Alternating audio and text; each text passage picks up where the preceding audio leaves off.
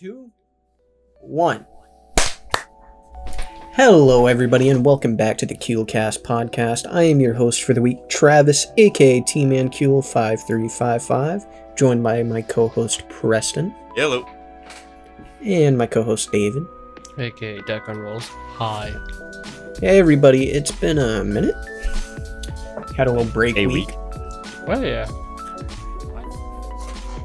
Bye. How's everyone doing in the downtime we've had? What's going on in your lives, boys?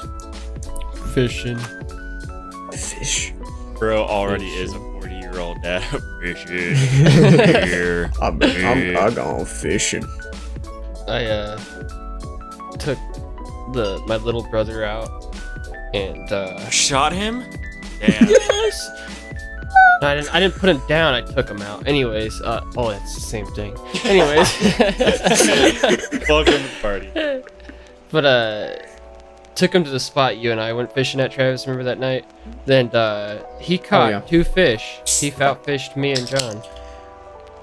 So that was he caught 2 fish on the little Minecraft rod. Oh man, he's gaming. I all I did was bait the hook for him and cast it out and just gave him the thing, and he sat in his little chair and he caught 2 fish by himself. Oh, hell yeah. Oh, gamer. Ivy League in the making. Oh yeah. He And then built Monday, for it. Monday I let him use my mother's rod and he caught a fish as well. So Oh, he's upgrading too. oh yeah. So Stepping up and getting over. Huh? you know, getting him hooked early on, you know what I mean? Ooh, getting hooked. Hooked. Yeah. How about you, Preston? It's been a week. I've mainly just been 2 weeks. Nuh-uh. Nuh-uh. Yeah. Nuh-uh. Yeah. I've been a little busy. I've been rerouting my schedule, getting same old business. Just been trying to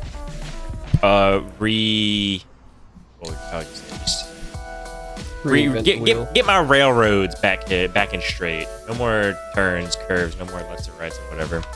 I'm confused. When did you start a railroad company?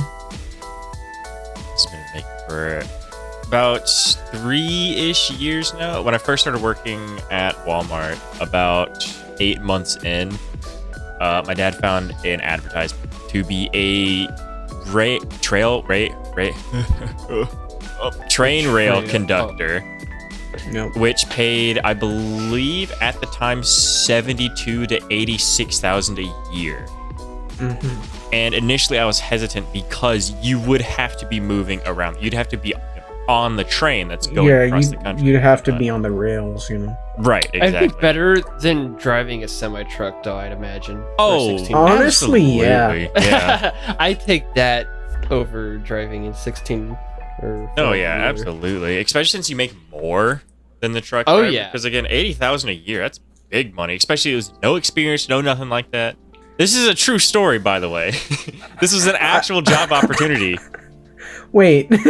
I did not take it because I've never been outside of this isn't a bit? No, I did not take it because I have never been outside of the Alabama-Georgia border. I've been within these 3 states my entire life, and I was just like, that's great money. No experience, literally you could just be brand fucking new to the world and they'd take you on and train you.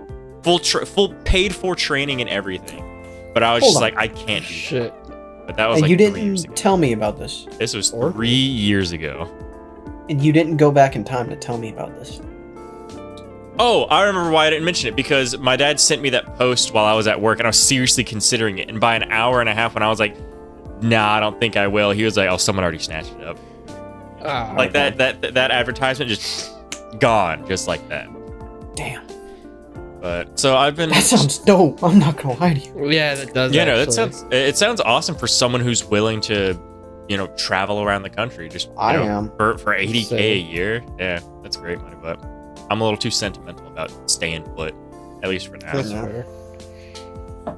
But yeah, I've been doing the basic stuff of I lay down at 11 now, old man status. That is my absolute cutoff. Is 11 is when I go to lay down. I'm up at 6 in the morning, that usual hubbub. I'm getting better about showering. Whenever I get home from work, I'll shower every other day under normal circumstances. Yeah. And I'll do it in a way where I can't convince myself no. So when I get home from work, I put my stuff down, I go use the bathroom. And as I use the bathroom, I will just immediately turn the shower on. Because now I can't be like, well, I don't want to take a shower because, well, I've already got the water running. Now I've got to shower. Yeah. So, because once I'm showering, I'm fine, I'm dandy. But it's just trying to convince myself to shower. I'm a stickler Starting for the time. process. Yeah, I'm a stickler for That's time. always the issue is starting the process. With Yep. like any of those routines you need to make yourself do. Once you're Yep. doing it, usually it's fine. But it's the idea of making yourself start. Yeah.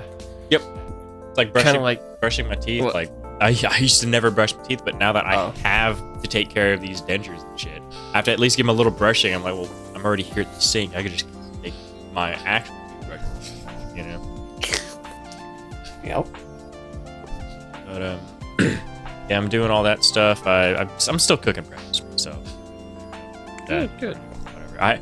I have 2 breakfasts. Fun fact, because You're a hobbit. I'm really fucking. I'm a very like. I'm a hungry ass man. I wake up. I can tell you my exact morning. I wake up at 6, man. and the first thing I do is I go turn on the coffee pot. While that's brewing, I come back in. I brush my teeth. I then take out 2 jumbo white eggs and 1 sausage patty, and I eat those with my coffee. At around 7 is when I'm finished. Then by around 9, Jumbo no, I scramble them. They're scrambled. Then 9:30, I eat half of a bagel. At 1 p.m., which is where I have my first 15, I usually eat either 2 Nutri-Grain bars or a little bit of like green beans or whatever. Then lunch rolls around, I have my lunch. The last 15 comes around, I eat a lot of fucking food, but at the same time, I don't eat that much for dinner. I usually have 1 meal for dinner. It honestly sounds like what you're eating is healthier than what most people eat anyways. Yeah, it's not just like fast food, which is like Yeah. working Or at the snack old food. store. Yeah, at the old store, I'd get Whataburger for lunch every single day. No. Oh, it was so good, but Jesus Christ. Your Gang, body gang. is going to Gang, hate gang. you. Oh, dude, that Southern Bacon double. Oh, if they bring that back, it's game over. Whataburger gang.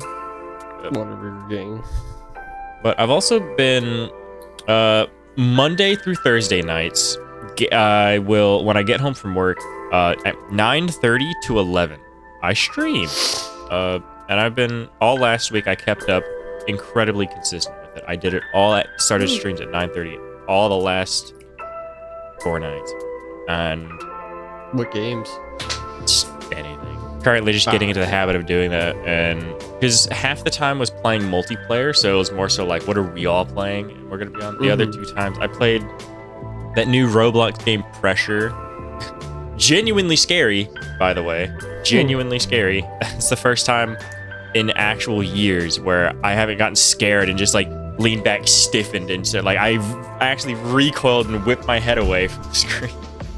Oh my goodness. I still laugh thinking about that fucking video. That's a good clip.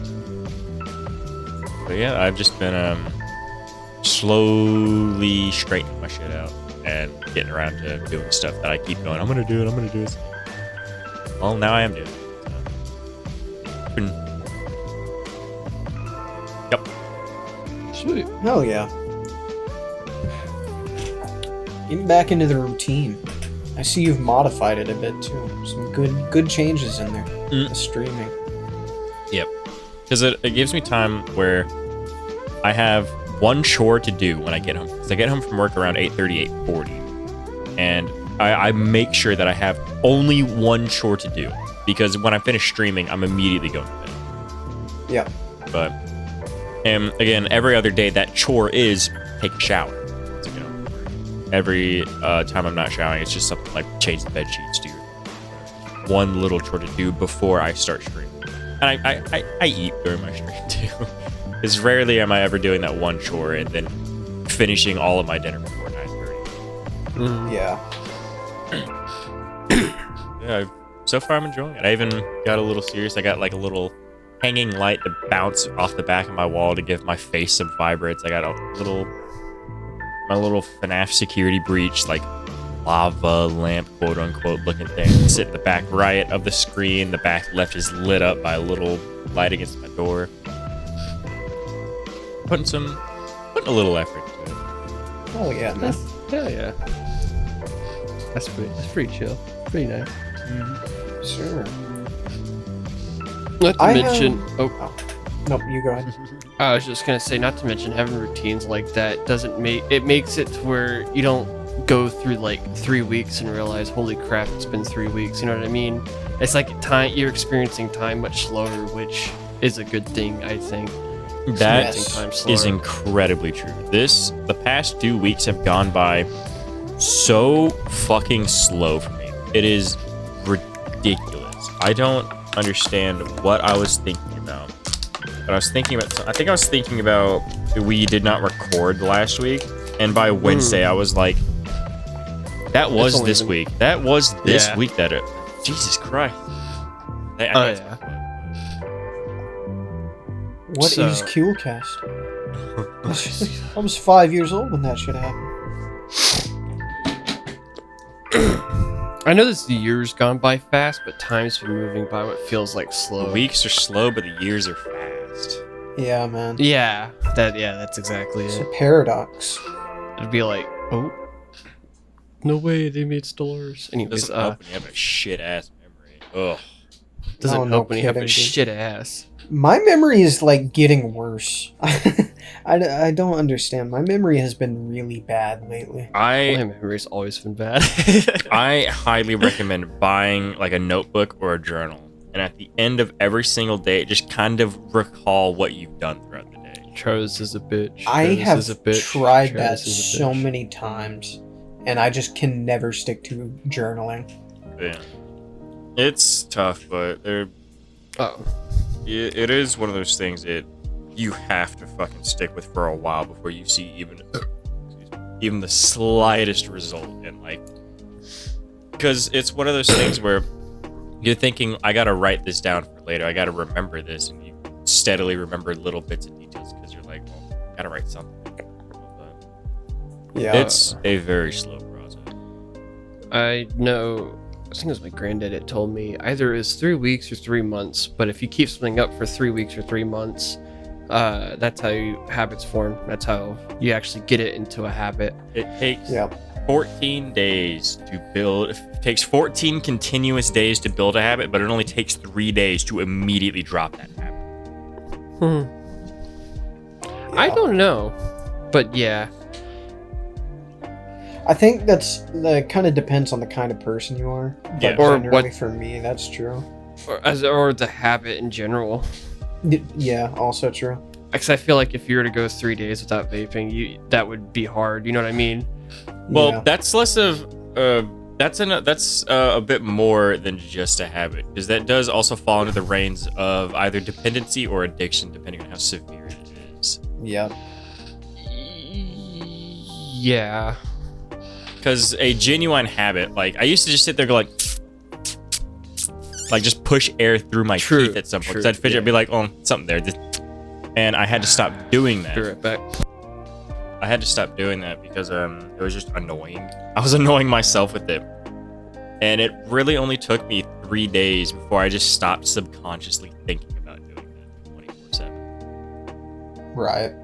But then something where you're physically intaking something like vaping or whatever is deeper than just a habit.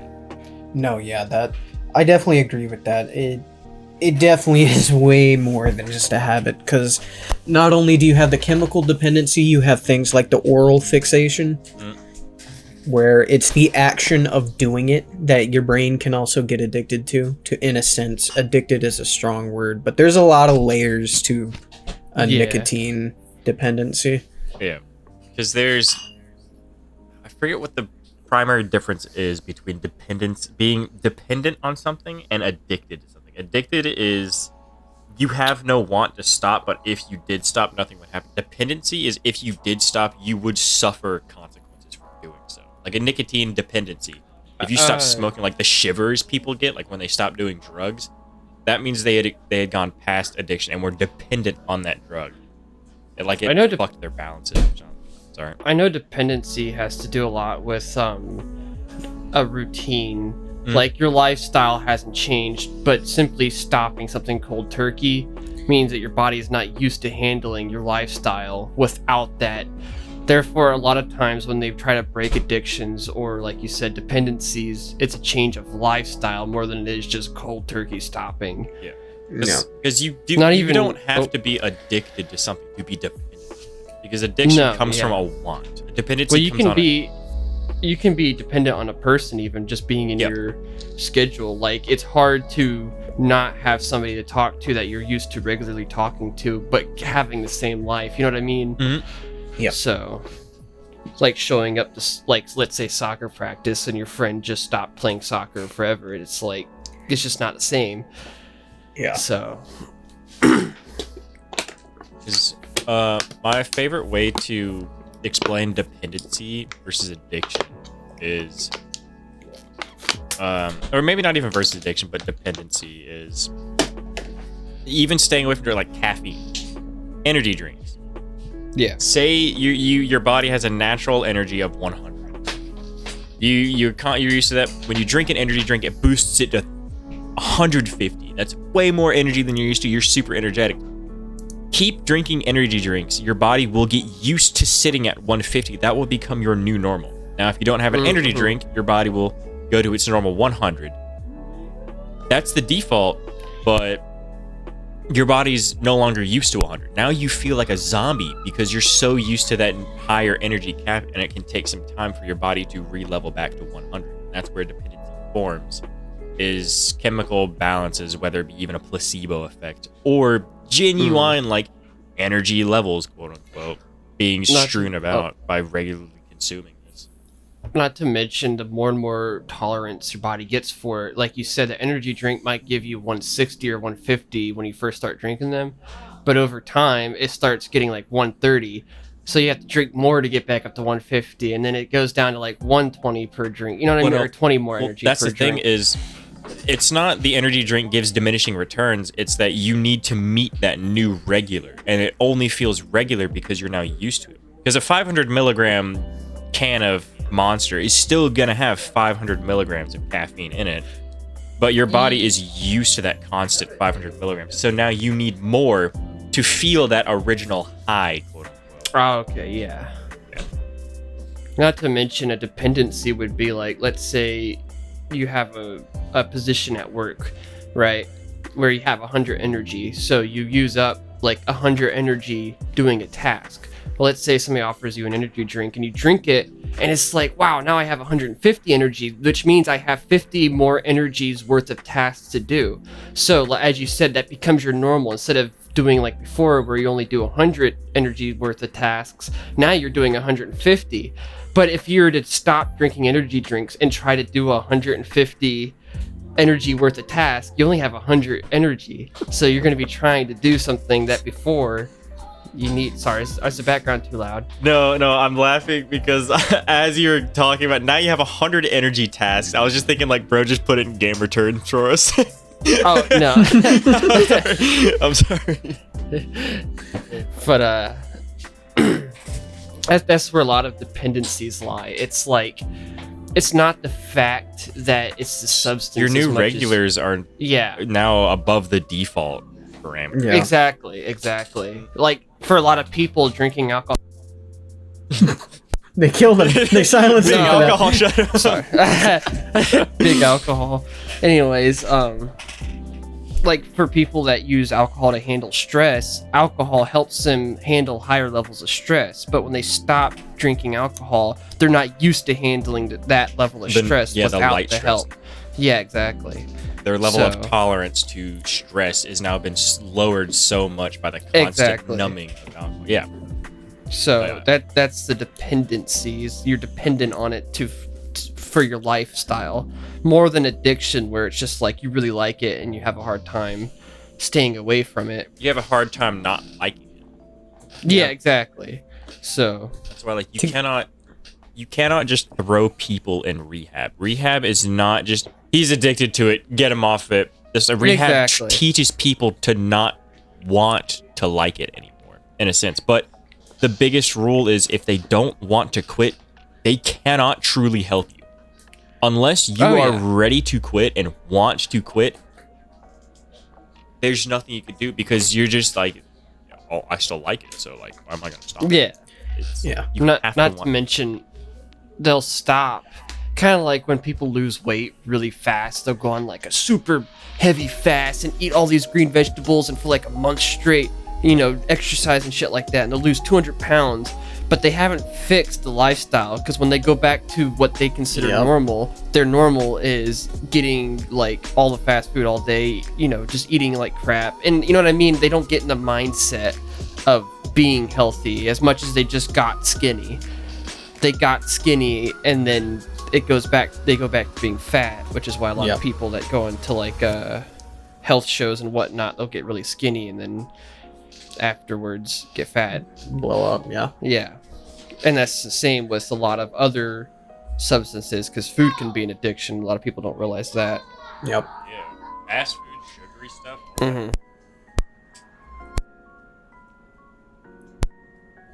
Bro is powering up Monsters Inc.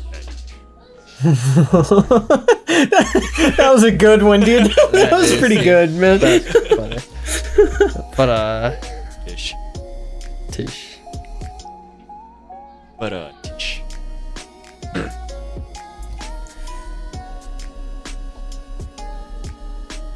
Oh god, my brain farted. Sorry. Where were we? That's all good.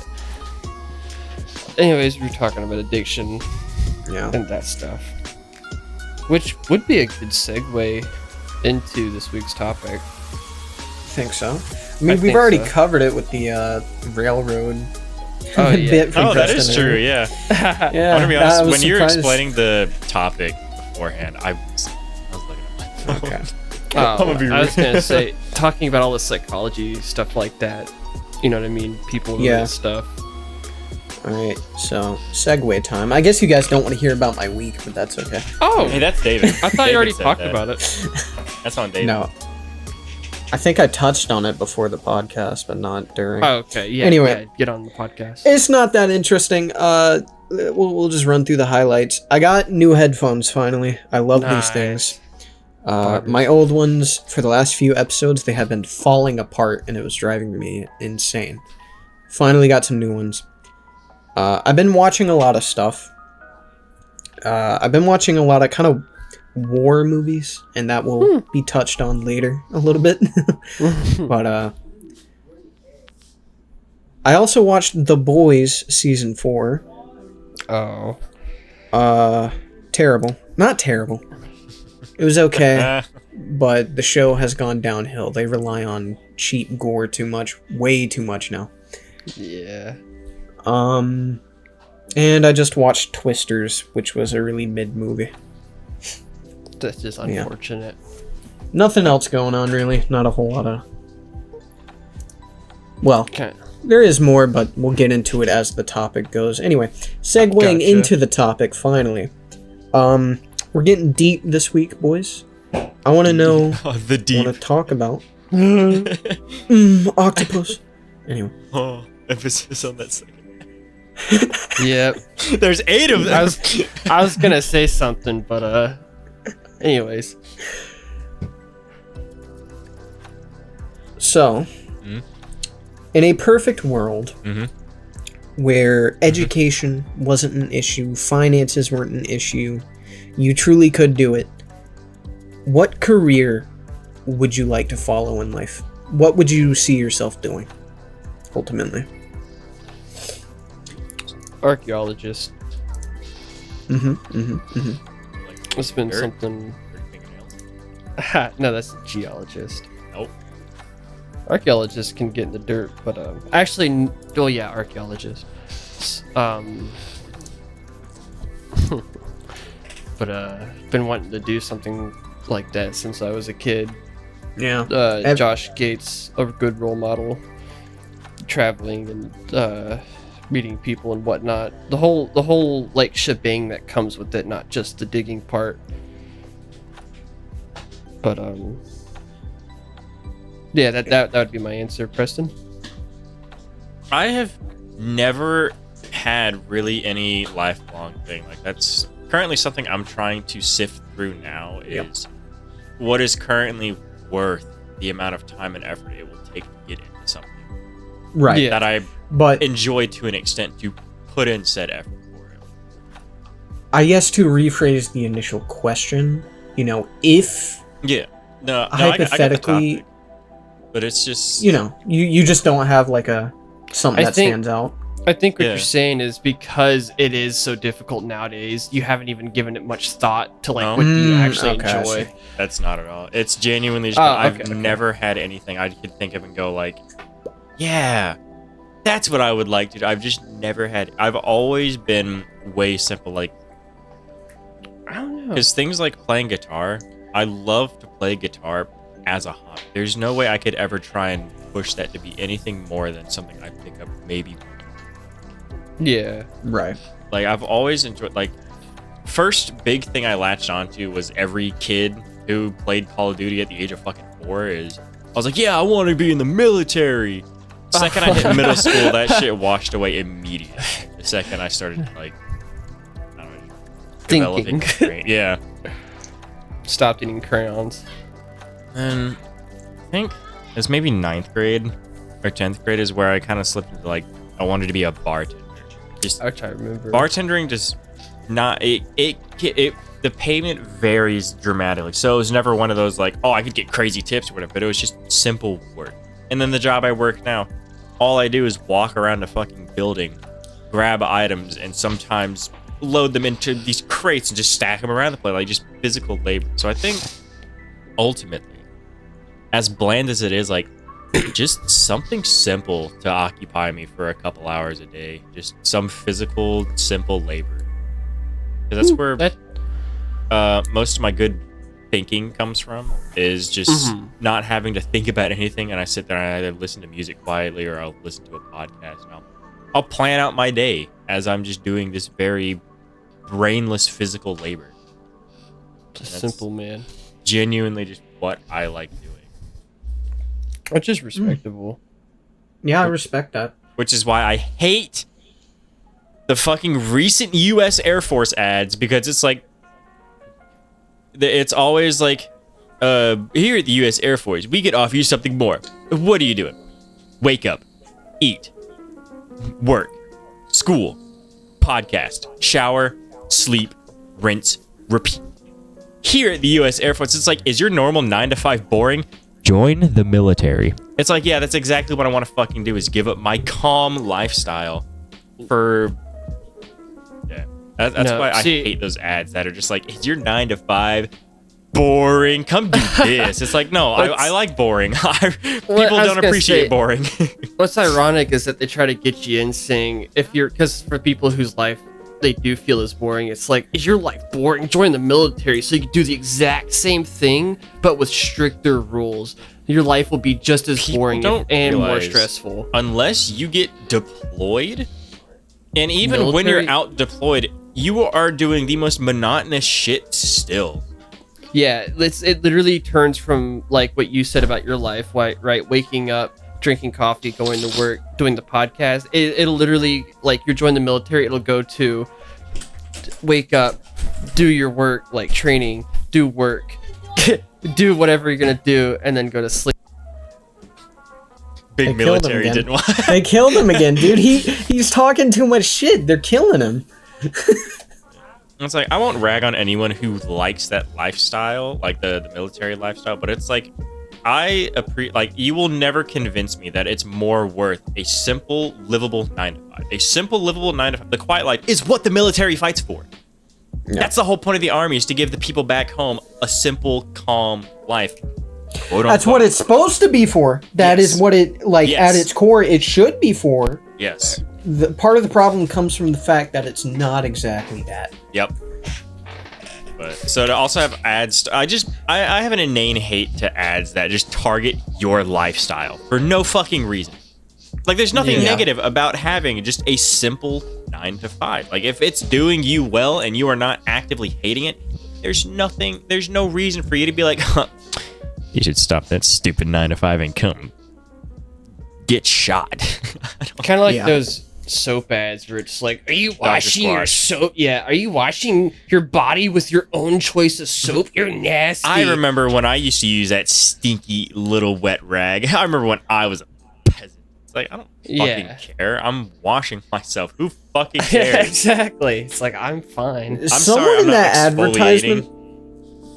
Someone in that ad department, bro, they have like a degradation kink.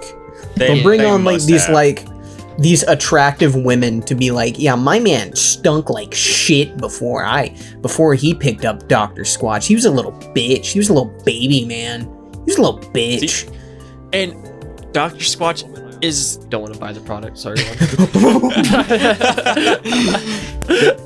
Dr. Squatch is like my least favorite when it comes to their ads because I love their products. Dr. Squatch has amazing they're the only deodorant that actually like works in like it doesn't stop you from sweating, but your sweat doesn't smell like shit. You can still smell it at the end of the day. The body wash smells fucking great. I want their cologne because I don't doubt their cologne also smells really good, but their advertisements, I hate. It's like, so I can't believe it. This deal's making us go out of business. Buy 3 soaps for the price of 1. It's like, what the fuck? Shut up. You're annoying. Yeah. I love your products, but you're annoying. Stuff that's degrading or like trying to be super quirky, like, oh, our game has, our game's not like other games we have. And then they list out some generic shit that every game has. You think you've had black licorice? You buffoon. Yeah, exactly. So, I know I saw an ad for those ice cube gums. And I actually quite liked it because it was just like fancy horse, and it showed a zebra, and it said fancy, and it showed a picture of the ice cube gum. It said fancy gum, and I was like, you know what? That's funny. That's likable. I like that. Gets the point across. Fancy horse, zebra. I want to go out and buy a zebra. Girl. You know what? I think I might want a fancy horse now. But what about our bubble gum? Not fancy horse. David is a simple man. You show him a fancy horse, he buys your fucking product. So. But that's what I mean. That's a good advertisement. Shit where it's just like, it's trying to make you feel like you're quirky. Like, oh yeah, I'm going to get a good deal putting them out of business. Like, why? It's annoying. I'm with Preston on that. Yeah, no, I'm fully with that. Like, advertisements are supposed to be just like, they're supposed to advertise to you, not feel like you're pulling a finger for doing so, whether it be that your current life is so bad you need this product, or you're buying this product that makes their life so bad. It's like they're or this expert is just knows so much better than you. Yeah, it's like, does that actually fucking work? Like, genuine? Yeah. Like that's just that's why like the Distractable. I finally caught up. Rest in peace. I've finally caught up to their fucking 4 years ish in the making podcast. But they have sponsored ads. Mark, Bob, and Wade. Those are the only ads I don't ever skip anywhere because there's actual personality behind it. It's always like, have you ever felt like you need this product? I mean, sometimes I do. It's kind of, I kind of like it. Well, I like it better. It's like, he may like it better. I just kind of like it from time to time. Take this product. It's really cool. We like it. You should try it too. It's like, that is good advertising. That's like, I like this product. I think you should like it too, or you would like it too. It's like, that's how you appeal to me. Yeah, I was gonna. We're out of practice. Yeah, I was gonna say, sponsored segments from a YouTuber I genuinely trust is like the biggest way to actually get me to consider an advertisement. Right? It's like, oh, he genuinely he picked this. He kind of supports this product. Especially when they let the creator have some leeway. And it's not just reading a script. Like, who's AFK Journey, I think. They, it was Markiplier again. That is my favorite fucking advertisement ever. Because Mark explained it. I watched the original video he did the initial ad read on. And he was like, they asked me to do this 3 months ago before the game. The game's been out for a month now. Now, I just want, please, I'm sorry. I'm so grateful. And I saw that ad finally like a week or two later, and it opens up with Markiplier sitting in his fucking bathtub looking at the camera, going like, AFK Dream, thank you for not dropping me. Please play the game using my link. And it read out his old ad. Like, they opened up with him saying like, I'm sorry it took me this. Like, that's, I love when they give, they're not just by the fucking book, like making your ads more human. Yeah. That's it. Yeah. Which the good of humanity. There is like a dual aspect, making it like too human. Yeah, too friendly makes it feel like they're trying to fish you. Yeah, where it feels like you have a room of like corporate old guys saying, "What do young people like?" You know what I mean? It's like, or not old people. What do young people like? Anyways, yeah. I know a channel me and my dad like to watch, the Y Files. They kind of do like delves into conspiracy, ghost, alien stuff. You know, they're real fun to watch. He does advertisements right at the beginning because the whole like shtick of his channel is he has a talking fish and he talks to the fish and the fish is like super into conspiracy. It's just him talking. Oh, I think I've seen that before. Yeah. I think I showed you his channel. I definitely remember a conspiracy theorist talking fish. Yeah, and the joke is he goes and like takes really deep delves with like sincerity. Like he wants to believe the people, but he gives the facts and lets you like decide. But the fish is like the fish is funny because he's all like, "You're just a sheep. Like the world's not flat." And the fish will be like, "Oh yeah, because it got." Anyways, at the beginning of his videos, he'll give like the rundown of what the episode's going to be about, and then he goes into an actual like, 4 or 5 minute skit where then he like it's related to the ad, and then he will follow into the ad, which I always really enjoy, and it's really funny. Stuff like that is also it's making the ad entertaining. Yeah, like a good example of people making an ad entertaining. Watch Life Arrow. Life Arrow does really, because he'll always have his buddies coming. It's like, yeah, and then I hit the down heavy on this guy. You know what else reminds me of that? The new game Heavy Hammer. And then they go through this like 5-minute long skit of them like building story around like, but I got into this by doing this. But like that's how you do a good ad read on the creator's part. Not even just the advertisers letting them do that, but building something around the ad. Yeah. See, that tactic, the like be opening it up, like saying something that relates to the ad and then segueing into it, I think that's good when it's executed well, but it's become really cheap with certain people. They'll be talking about like skateboarding or something, and they'll go into like, just be like, yeah, I hit my grandma in the mouth the other day. You know what else hits my grandma in the mouth? Like, there's no... Which is that fake quirkiness I'm talking about. Yeah. Just the, like, it's too human if, too hip.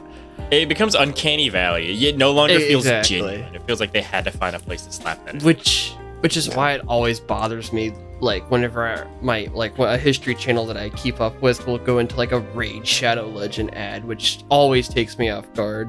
It's like, you want to know what else King Leopold was doing in Africa? He was raiding. Raid Shadow raiding.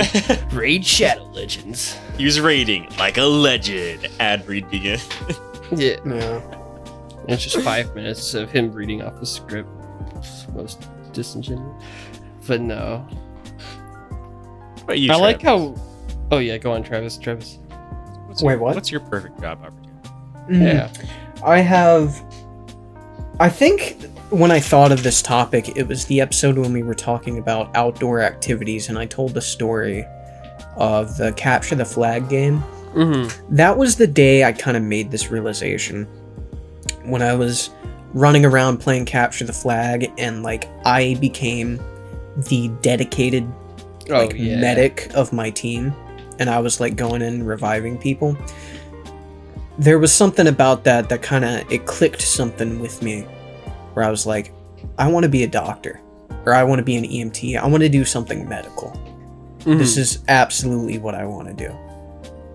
And I was hell-bent on that through the rest of school, pretty much. And life kind of made that not happen. Yeah. So ever since that, I've kind of been at a crossroads, and that's kind of inspired this topic. Like, thinking on, hey, what would life be like if certain things succeeded for me back then? Mm-hmm. Like, what if I was a doctor or studying to become a doctor? I guess I wanted to get into that with you boys, see where everyone stands on what they do in life. I know, yeah. I remember you were really big on being an EMT, more specifically. Yeah, that happened because, eventually I was like, that's a lot of school to become a doctor. And I was looking into... Yes.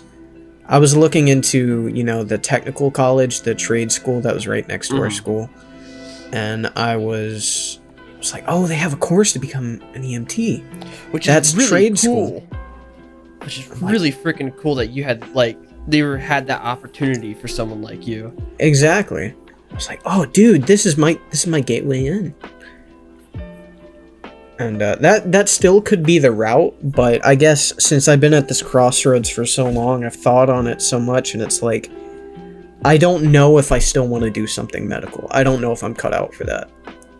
Yeah. So a lot of people don't realize, but it would take a certain kind of grit and desensitization to certain realities. Yeah, 100%. I know my grandma will tell you without making a face or anything like that, just a story, and then it'll be related to one of their patients' deaths. But you wouldn't have thought of that because they didn't get sad or anything. They just kind of dropped that detail. Yeah. And it's like I wouldn't be able to work in medical for those reasons. Yeah. Anything regarding another human's life always has so much. Oh yeah. Even being a police officer, even if you're completely in the right to say a dude is completely charging you high off his fucking mind, you have no choice but to send a couple rounds into him. The amount of body cam footage that you can see nowadays of someone claiming their first life, to put it very barbaric, you'll immediately the second their adrenaline wears off, they just hobble over to the back of their cruiser and they have to sit down for a really fucking long time. It's common for police departments to have dedicated therapists and whatnot. Yes. To run people through, because that is not an easy call, Medical field scares me. Yep. Oh yeah. It's scary, but there's such a kind of selflessness to have to put yourself into that kind of job, and there is such a deep desire within me to help people. Because statistically, you will help more people than you will fail people in your arms. It's a very, very, very low chance that someone does. That's why anytime it does happen, people have such incredible risk. Because not only is it a human life, but it's within your hands, and you're so used to being able to help them.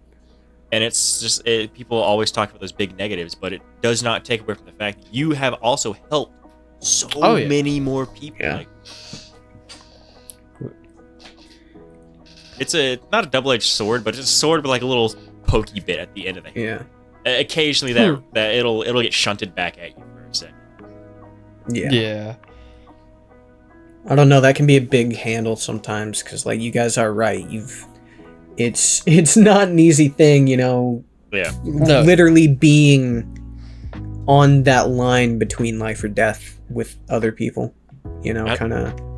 And just it doesn't seem like something I personally would want to be desensitized to. Oh yeah, Jimmy died yesterday, in my custody. It's just I get that is a necessary thing for people in that field, because you can't get hung up over everybody that dies under your watch, because it happens a lot. But it's that's not something I want to get desensitized to. I feel like that is just not who I am. Don't believe there's that many people who truly become desensitized to it. And I don't even think they ever get used to it, because if you do have a good grasp on reality, anyone's lives in your hands is heavier than anything else could ever be. I think it's just a matter of they start to get better at not even feeling sad about it, but they start to learn I need to straighten up and get to the next patient a little bit quicker each time it may happen. Yeah, which you would be surprised with just how quickly that turned. I guess when I say desensitization, I just mean it just becomes such a fact of life that which is a good thing in some instances, but it's just like I don't want it to become like that for me, because a lot of the women in my family worked medical. My grandma was an actual nurse, and my mom was a CNN, not CNN, a CNA. Yeah, CNA. So it's like, you know, my mom, a lot of her stories end up with patients that like would pass away under her watch and stuff like that. You know, not, you'd have to tell in a way where it wouldn't break, what do you call it, HIPAA? But yeah. But the point being is it's like you would not tell that this story would end with the person's death or be related to a person's death, just because like if I were to tell a story where like I got into an accident, like one of you motherfuckers died, I would be like, you know what I mean? It's like, you know, my reaction, but they would just be like, oh yeah, you know. Yeah, because it took a little too long. It is an interesting thought of there will be some people who truly are able to brush off like your death. Like, there's so many people in the world that unless they're truly in your bubble, and even people outside of your bubble, they'll feel sad that like, I at least knew that person. But there will always be at least one person who will be like, oh, so-and-so died. That sucks. We'll just be on. Yeah. Because that's just how things are. Yeah. But I do get what you mean, though. Just, you want to make sure the impact of things are still impactful. Yeah, exactly. To me, I'm not saying that should be for everybody, just me personally. Right. But I don't know. You, Travis? This is a bit of a, I want to say horror story, but I read this one post somewhere. I forgot where it was, but it was from a doctor who like worked. He'd been a doctor his whole life, and it got to the point where he was like kind of confessing that he knew so much about human anatomy. Oh, yeah. Like, he just got so like desensitized to it all that he almost couldn't view other people as human to an extent. Like, he had no sexual attraction to anybody. He had no desire to be friends with anybody.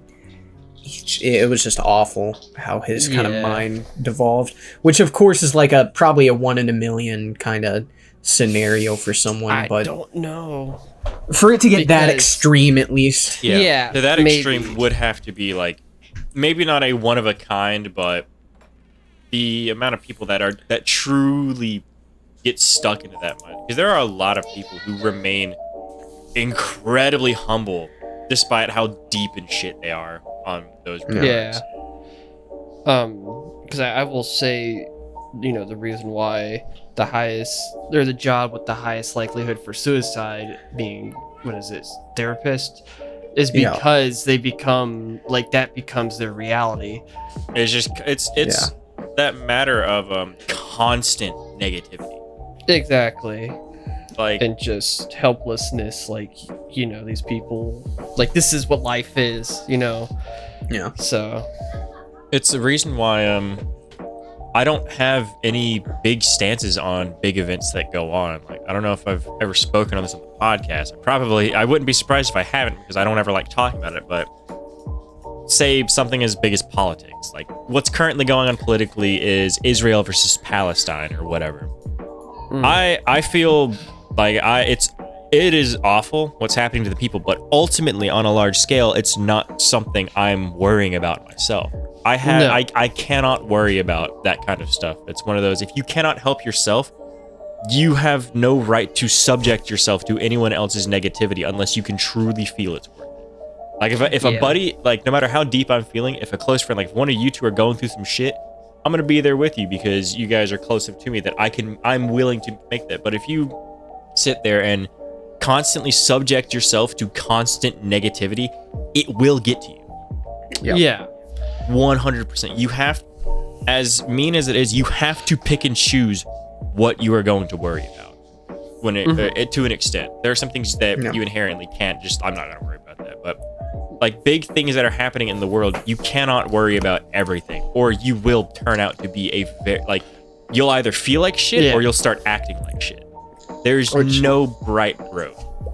And another aspect to that is like, things are falling apart here at home. America is not in the best position. Why should I be worrying about a foreign conflict that I have no say in?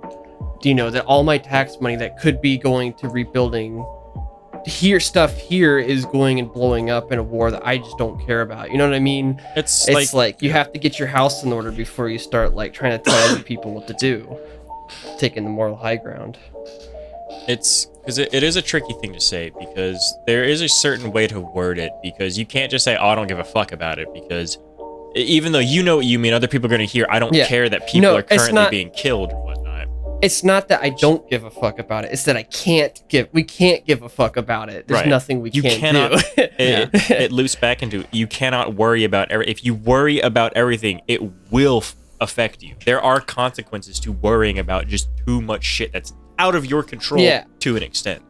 It's like, you can't worry about your house catching on fire if you live in California, just like you can't worry about hurricanes when you live in Florida. So it's what can you do to stop a hurricane?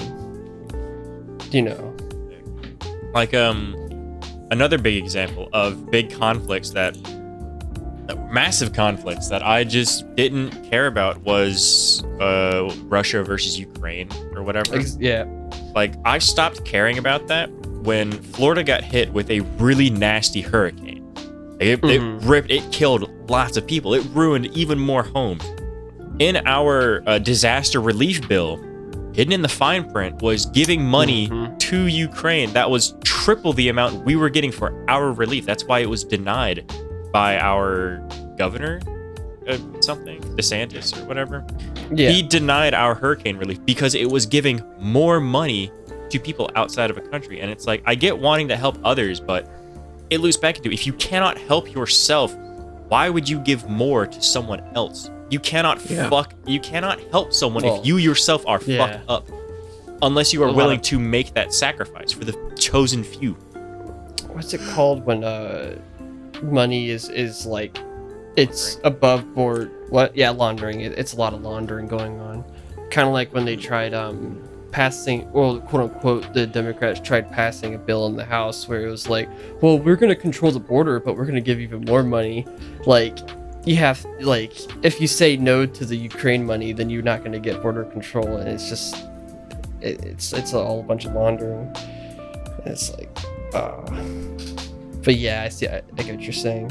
I kind of went off topic. Sorry. I ultimately don't like talking about politics, but I felt that it was necessary to bring up my stance on just to further cement, like, it's not that I don't care for the people. Like, it is incredibly unfortunate, really bad what happens to the people all the way out there, having their houses get hit with fucking rockets and shit. It's awful. But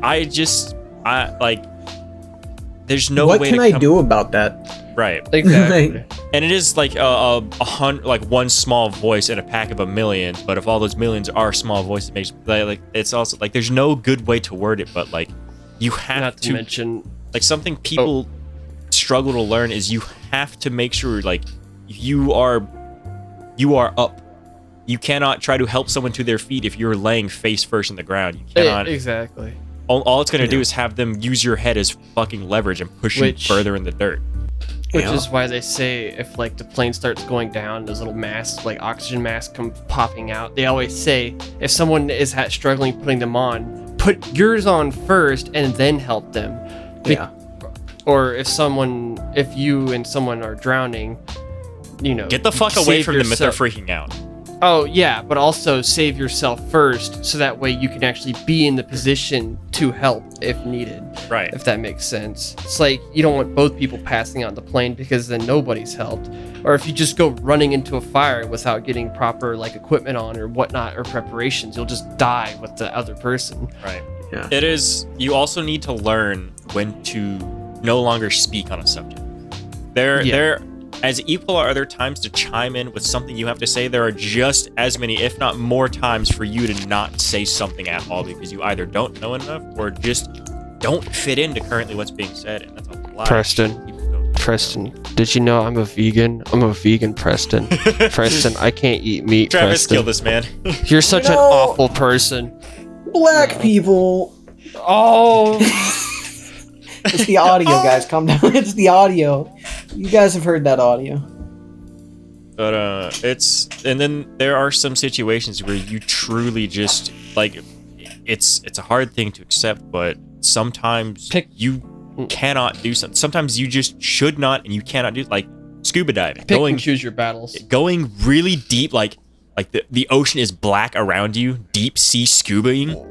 If your buddy, like if you're in a cave and your buddy freaks the fuck out and starts thrashing around, you just have to get the fuck away from them. They will kill you if you try to help someone who is thrashing. If they fuck your lineup, you are both dead. There are certain situations like in there, it's better to come back alone than to have no one resurface whatsoever.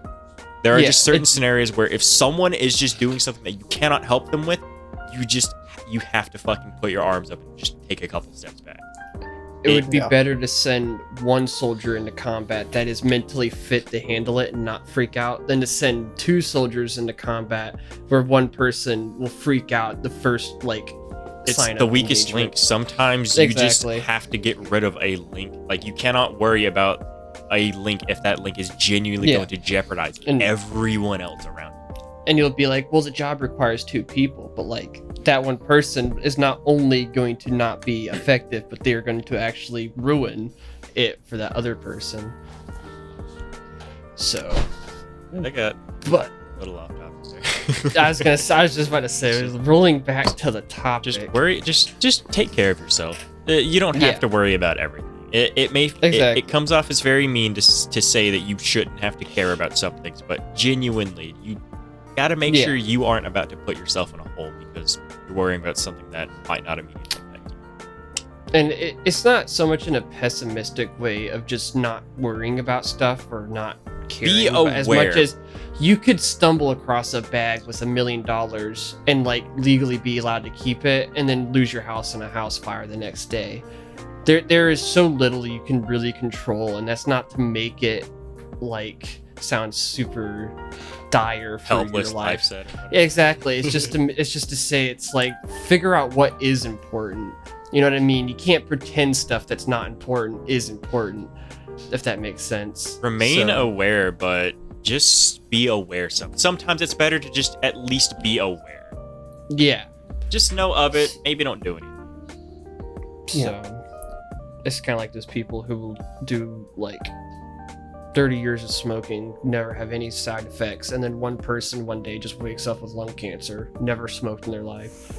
Walter White. He beat me by 1 second. Damn. So at the end of the day, if you're scuba diving with your buddy, legally you can strangle him and just say he freaked out and you have to leave him behind. That's the moral of the story. Moral of the story, punch them really hard in their mouth, crack that some bitch and leave. Fun fact, did you know that the ducks at the park are free? Yeah, you fucking grab them hard enough. They're free. You don't feed them as much bread as you can carry, for the love of God. They love bread. They love bread so much. They're just little warm. Scientifically, bread is so good for ducks. So good. Bread does not bloat and kill ducks. I'm gonna turn them into bread. Are ducks allergic to chocolate like dogs? I actually don't know. I just know chocolate's harmful to a lot of animals, it seems. Yeah. So I know if you feed a parrot, what is it, chocolate chip cookies? Because I know in Minecraft, if you feed a... That's how a lot of people... Damn it! God damn it! He beat me by 1 second again! I was about to say, please feed your parrots chocolate chip cookies. Because it's like the chocolate or something about it. So it just seems like chocolate's detrimental to a lot of animals. Sounds like chocolate is just like an alternative, like pepper.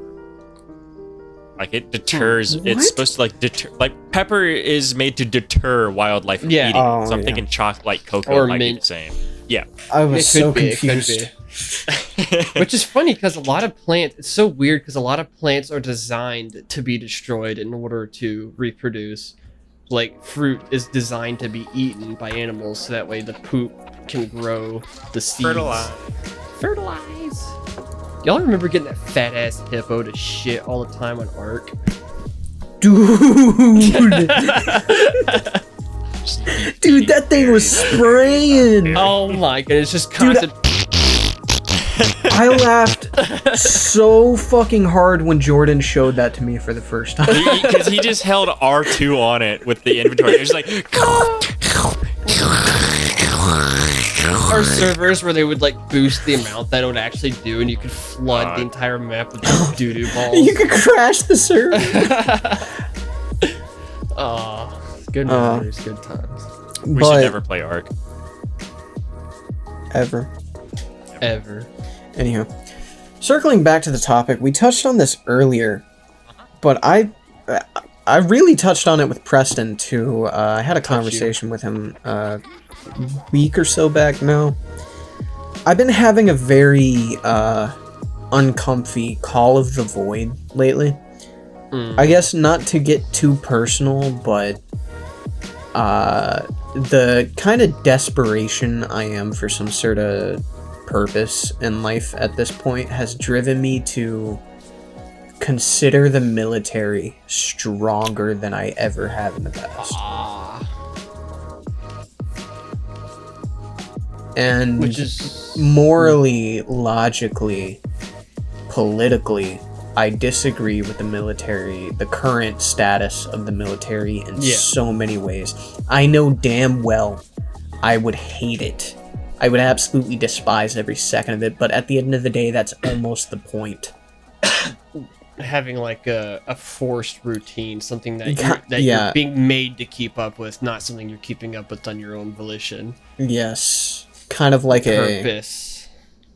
It would be kind of my like, okay, man the fuck up moment, you know? Like, dedicate yourself to something that's not just bed rotting.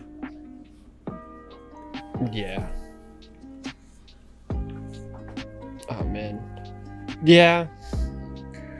And it's not something, it's most definitely not something I'm going to go through with. It's just that thought has been on my mind a lot. Oh, no, yeah. A lot lately. It's not like, you know, the thing, come on, man. Anyways, and it makes me think back to, I think maybe a year or two ago, David. I don't know if this is too personal, but I think you were having a moment where you were in the boat I am now. Oh, yeah. And I was like very kind of harsh with you, talking you out of it. And it's it's kind of funny how... Travis. Oh, yeah, because I've been in those same shoes with David. I have been the one who was on that side of the fence. So it's just kind of funny how things have devolved to a certain point. Yeah. Where I can't speak for you, but the way you were talking about it earlier, I'd assume we're on like the opposite sides now. Oh, yeah. Yeah. Because I would have stuff that I would say to probably help from information I have now that I didn't have then. But as you said, that would get too personal, I guess, and delve into like stuff we probably wouldn't want to share. No, yeah. But I would say for me at the time, what really threw me into that was like as a kid, you guys know I was like super active, putting myself out there, getting in all the organizations, kind of like opposite personality to how you guys are. But it's like at the end of the day, everything turned into such crap. It was just like, what is the point? I literally would try in high school, and then COVID, boom, all of that stuff, like just for nothing. And it's like, how do you even reckon with that? Yeah. Just because it's like, for us, like more introverted personalities, we were finally, or at least I was finally crawling out of that hole, getting shit set up, only for life to land that fucking harshest boot right in my mouth. The first time ever we were like, 12th grade is gonna be the grade we're gonna do this shit. Yep. And then we didn't even get to finish 11. Nope. Like, so that was almost 4 years ago. Yeah. Yep. So it was 4 years ago. Yeah, but you know, personal reasons, I thankfully was able to get through that. And like I said earlier, it's not about whether you can't control anything. That's the first thing you learn, is that you're not in control. You're not going to be in control. But it's still sometimes just hits it hard enough where you're like, I just fucking damn. Yeah, which is why you find out what really matters, like what does matter, because there are things that do matter. You know what I mean? Yeah. And that's what you focus. You're still on human at the end of the day. Yeah, exactly. The scariest thought to me that has kind of landed me back in this hole is I've done some soul searching recently, thinking about my current employment, my current unemployment status. And I've been thinking a lot, and it's like I can't go back to retail. I can't do it. I'm done with it. I truly am. So it's like, for me, uneducated, don't even have a high school diploma. It's like, what else is there? Food service? I'm not selling my soul to that devil. I'll tell you that for sure. No, food service is the bane of working. No, yeah, not doing that. Manual labor, I mean, I could do it, but I'd really need to reassess my lifestyle a bit. Oh, yeah. So it's just kind of like, well, if I'm going that far, military's got better benefits, right? Which usually anytime anyone has an idea or a plan, I would never be very harsh or to put pressure against it. But I've known Travis for this fucking long so far, and I've known how many things we share the same sentiment, that when he came to me talking about the military, that has been the first time I've ever been like, no, you don't want to do this. Yeah. I started dishing out literally everyone I know that has ever entered the military comes out of it saying it's the worst 4 years of their. The only person is my stepbrother, and that's because he's out in fucking Japan right now. And Japan has been a lifelong dream, but not to mention these people that because we share a lot of the friends that also went to the military. Redhead and Class is the one that gave Travis his current computer. They wanted to join the military. Well, I don't know about the one that gave you the computer. Did he really want to join the military? Or was that like a lifelong goal?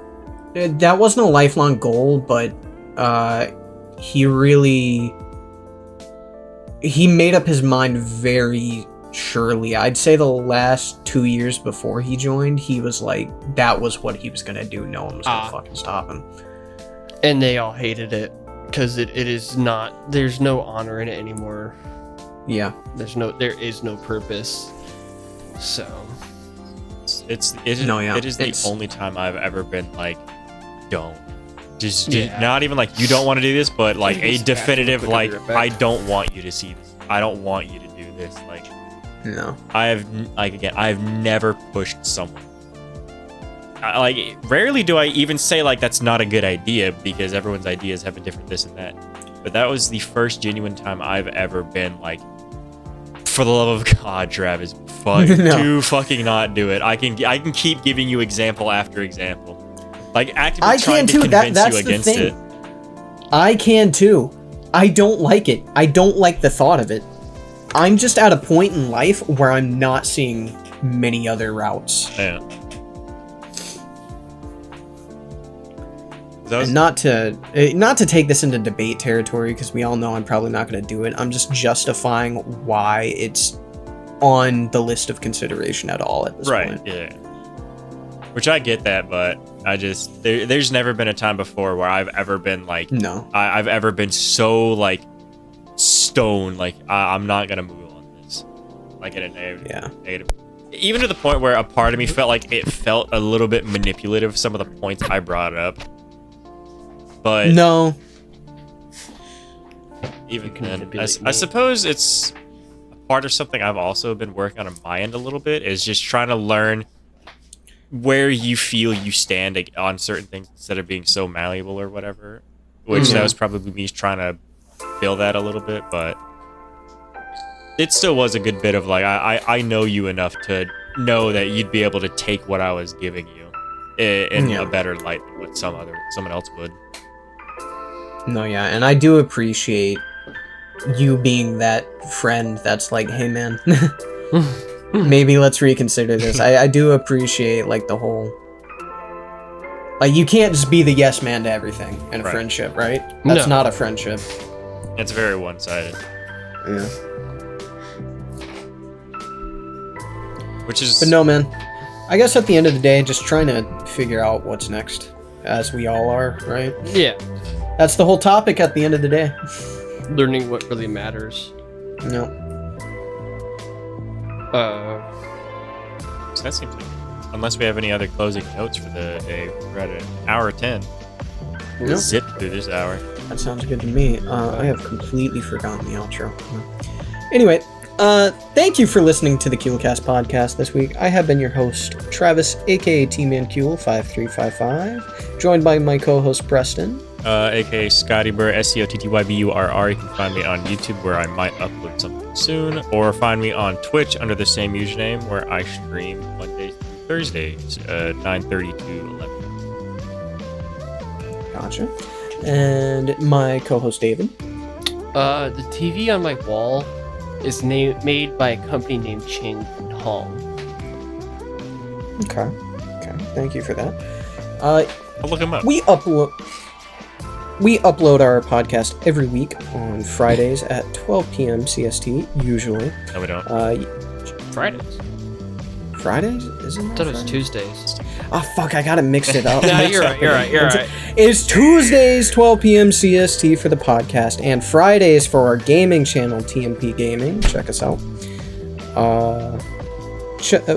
You can find us on Instagram, Facebook, Twitter, and Spotify. Spotify.